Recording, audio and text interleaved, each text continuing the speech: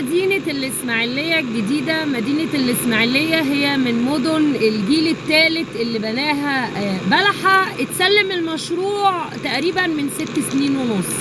من 6 سنين ونص المشروع ده متسلم جاهز، مباني جاهزة، خدمات، متحاوط بأسوار، بأبراج مراقبة، متوصل له كل المرافق، مترفق، كله جاهز للتسكين. المشروع ده بالكامل فاضي.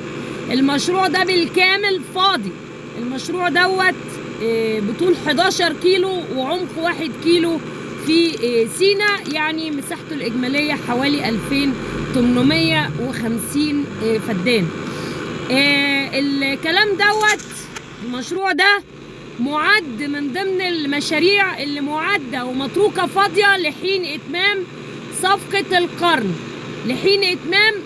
القرن. ده بيبعد 500 متر فقط عن الشاطئ الشرقي لقناة السويس. مدينة الإسماعيلية الجديدة بتبعد 500 متر بس عن الشاطئ الشرقي لقناة السويس. طبعا بيخدم على المدينة دي حاجة اسمها نفق الإسماعيلية الجديد عند الكيلو 72 ترقيم القناة، بداية من جنوب الطريق الأوسط حتى جبل مريم. انتوا خليكوا نايمين على ودانكوا.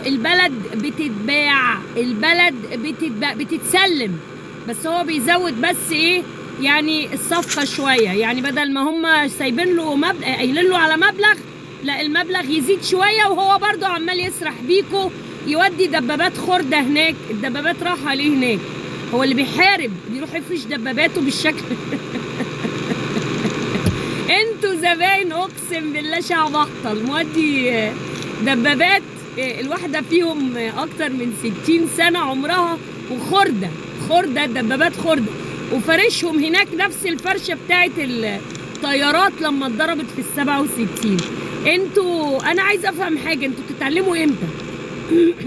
فعلا الله يرحمه المنتصر بالله لما قال تراهني اضرب لك الراجل هو مرة تانية على قفاه، قال له اراهنك، راح رايح ضربه على قفاه. اهلنا في مدن القناة بيسموا مباني مدينة الاسماعيلية الجديدة بيسموها مدينة الاشباح. عارفين ليه بيسموها مدينة الاشباح؟